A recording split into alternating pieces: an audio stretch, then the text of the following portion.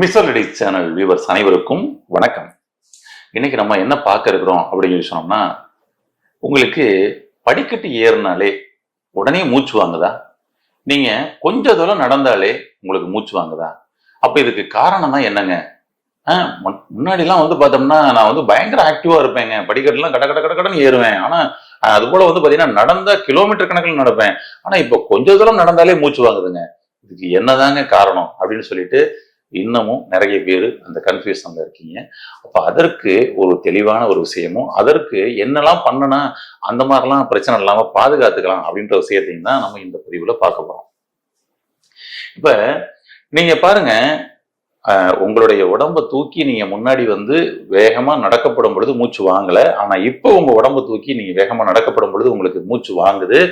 படிக்கட்டு நீங்க ஏறும் பொழுது முன்னாடி மூச்சு வாங்கல, இப்ப வாங்குதுன்னா இப்ப நீங்க கொஞ்சம் கவனிச்சு பாருங்க. உங்க பாடி சேஃப் முதல்ல ஃபர்ஸ்ட் அன்சேஃபா மாறி இருக்கும். ஃபர்ஸ்ட் விஷயம் உங்களுடைய ஒபிசிட்டி காரணம்னு சொல்றேன். நீங்க நார்மலை விட வெயிட் அதிகமா கூடுனீங்க அப்படின்னு சொன்னோம்னா, ஏன்னா உங்களுக்கு அந்த வெயிட்டை சுமந்து ஏறுவதற்கு சிரமம் ஏற்படும் பொழுது இந்த விஷயம் ஃபர்ஸ்ட் ஏற்படுது ஒண்ணு. அதுக்கப்புறம் உங்களுடைய செல்களுக்கு தேவையான ஆக்சிஜன் பற்றாக்குறை ஏற்பட்டிருக்குன்றது தான் ரெண்டாவது விஷயம். அப்போ உங்களுடைய வெயிட்டை முதல்ல குறைக்கணும். அதுக்கப்புறம் உங்களுடைய செல்களுக்கு தேவையான ஆக்சிஜன் நீங்க ஃபில் பண்ணணும். ஃபில் பண்ணியிருந்தா ஆட்டோமேட்டிக்கா உங்களுக்கு நல்லா பிரிஸ்கா போவீங்க. அதாவது சில நபர்களை பார்க்க முடியுது, 80 கிலோ இருக்கிறாங்க, 100 கிலோ இருக்கிறாங்க, அவங்க எல்லாம் நல்லா நடக்கிறாங்க, அவங்க எல்லாம் படியேறாங்க. அவர்களுக்கு கூட பாத்தீங்கன்னா அந்த மாதிரி மூச்சு வாங்கலையே. ஆனா நான் 60 கிலோ தான் இருக்கிறேன், எனக்கு மூச்சு வாங்குதே அப்படின்னு சொல்லி. அப்ப என்னன்னா, உங்களுடைய நார்மல் வெயிட்டை விட நீங்க அதிகமா கூட இருக்கிறது மட்டும் இல்ல, அல்லது நார்மல் வெயிட்டே இருந்தாலும் உங்க மூச்சு வாங்குதுன்னா உங்களுடைய ஒவ்வொரு செல்களுக்கும் ஆக்சிஜன் அப்படின்ற அந்த டீசல் எரிபொருள் இருந்தாதான் உங்களுக்கு இயக்கத்தின் பொழுது ஏற்படக்கூடிய சக்தி கிடைக்கும். அதை முதல்ல புரிஞ்சுக்கும். ஓகேங்களா? அதாவது ஒரு வண்டி 2 வீலர் ஓடணும் அப்படின்னா அதுக்கு அந்த இடத்துல பெட்ரோல் போடணும். ஒரு கார் ஓடணும் அப்படின்னு சொல்லி சொன்னோம்னா அதுக்கு ஃபியூல் நம்ம பாத்தீங்கன்னா அங்க டீசல் போட்டாகணும். ஒரு விமானம் இயங்கணும்னு சொல்லணும்னா அதுக்கும் அங்க பாத்தீங்கன்னா நம்ம ஃபியூல் போட்டாகணும். இப்படி ஒவ்வொரு இயக்கங்களுக்கும் அதற்கு தேவையான எரிபொருள் நாம கொடுத்தாகணும். நம்மளுடைய உடம்புல இருக்கக்கூடிய செல்களினுடைய மூவ்மெண்ட்ஸுக்கான எரிபொருள் எது அப்படின்னு சொன்னா அது ஆக்சிஜன். அதை முதல்ல அடிப்படையா புரிஞ்சுங்க. உங்க உடம்புல ஆக்சிஜன் பற்றாக்குறை இருக்குன்னு அர்த்தம். அதனால நீங்க நடக்கும் பொழுது உங்களுக்கு மூச்சு வாங்குது. அதை புரிஞ்சுக்கணும். நாம பாத்தீங்கன்னா இந்த ஆக்சிஜனை பாத்தீங்கன்னா நம்ம மூச்சு குழாய் வழியாக நுரையீரலுக்கு போயிட்டு அப்படியே வெளியில வந்துருதுன்னு மட்டும்தான் நம்ம நினைச்சுக்கிறோம். ஆனா ஒவ்வொரு செல்களுக்குள்ளேயும் அந்த ஆக்சிஜன் உள்ள ஏர் போய்கிட்டு இருக்குது. அதுதான் பாத்தீங்கன்னா உங்களுக்கு அது எரிக்கப்பட்டு சக்திகளாக மாற்றக்கூடிய ஒரு வேலை அங்க நடக்குதுங்க. அவ்வளவுதாங்க. அப்ப பாத்தீங்கன்னா உங்களுடைய ஆக்சிஜன் பற்றாக்குறை இருக்குன்றத இப்படி சில அறிகுறிகள்ல உங்களுக்கு காமிக்குதா? நீங்க பாருங்க, குனிஞ்சா நிமிந்தா கூட நமக்கு பாத்தீங்கன்னா இவர்களுக்கெல்லாம் கொஞ்சம் சிரமம் இருக்கும். உள்ளுக்குள்ள ஆக்சிஜன் பற்றாக்குறையினால அடுத்தது பிளட் சர்க்குலேஷன், ரத்த ஓட்டம்ன்றது உங்களுக்கு தடைபட ஆரம்பிச்சிடும். உங்க உடல் முழுவதும் இருக்கக்கூடிய செல்களுக்கு ஆக்சிஜன் பற்றாக்குறை ஏற்படும் பொழுது உங்களுக்கு உடல் இறுக்கமா காணப்படும். ஏன்னா அவங்களுக்கெல்லாம் பாருங்க, கால் இறுக்கமா இருக்கு, இடுப்பு இறுக்கமா இருக்குது, உடம்பே இறுக்கமா இருக்கிற மாதிரி இருக்குது அப்படின்னு சொல்லிட்டு நீங்க உடம்புக்குள்ள ஃபுல்லா பாத்தீங்கன்னா ஆக்சிஜனை ஃபில் பண்ணிட்டீங்கன்னா, அதாவது செல்களுக்குள்ள ஆக்சிஜனை ஃபில் பண்ணிட்டீங்கன்னா நீங்க அப்படியே காத்துல மிதக்கிற மாதிரி இருக்கும்.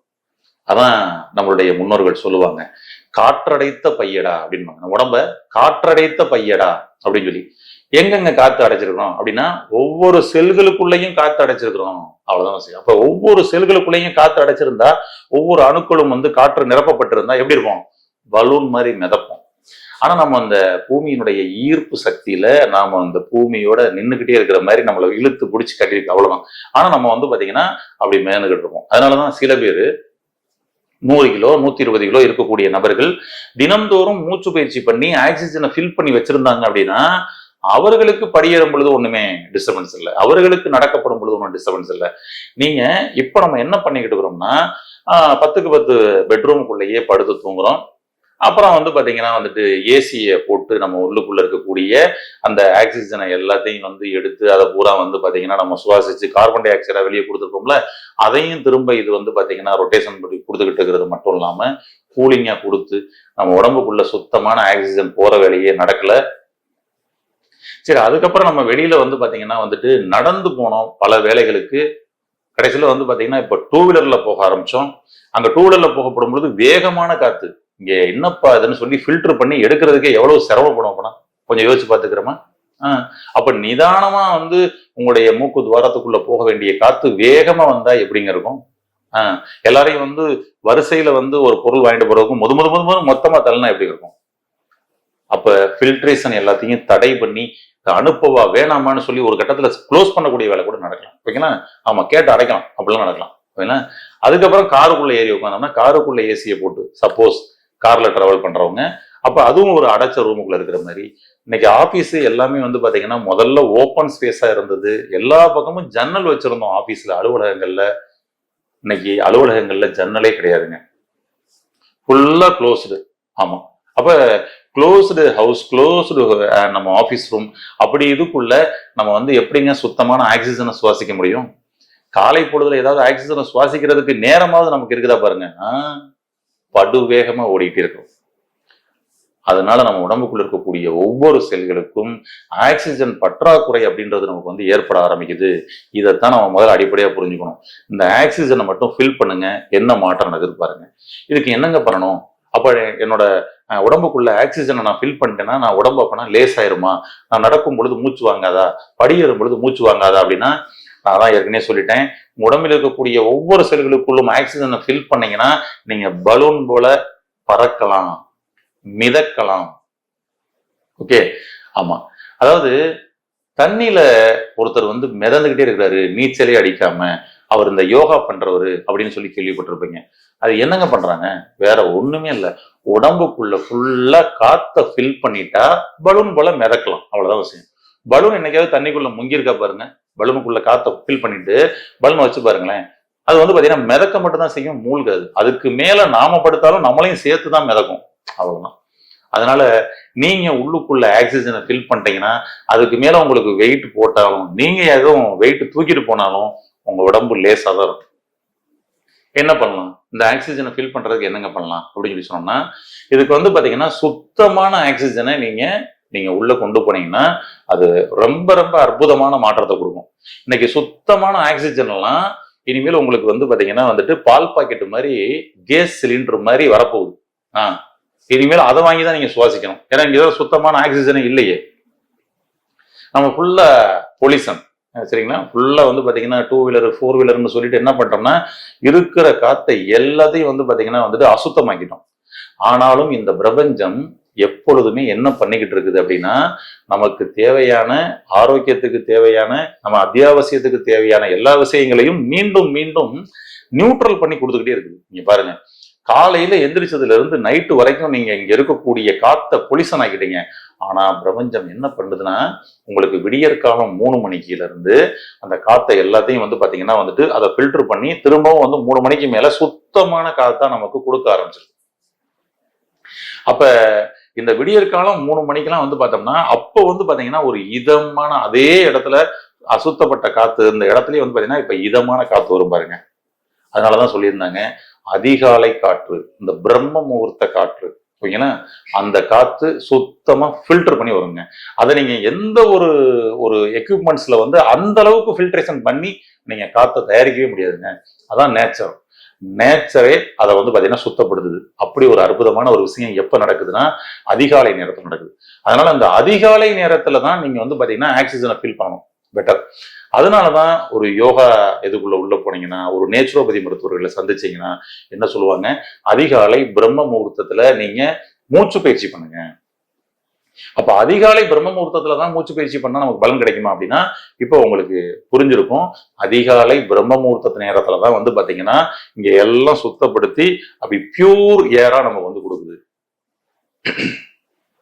நீங்க பாருங்க, மிகப்பெரிய தொழில் நகரங்கள், மிகப்பெரிய பரபரப்பா இயங்கி கொண்டிருக்கக்கூடிய சிட்டிஸ் இருக்கு இல்லையா, சென்னை, கோவை, மும்பை, கல்கத்தா, டெல்லி போன்ற மிகப்பெரிய பரபரப்பாக இயங்கக்கூடிய இந்த சிட்டிஸ்ல எல்லாத்துலயும் வந்து பாத்தீங்கன்னா அங்க உள்ள கார்பரேஷன் என்ன பண்ணுவாங்க அப்படின்னா நைட்டு தான் சுத்தப்படுத்துவாங்க சிட்டியவே.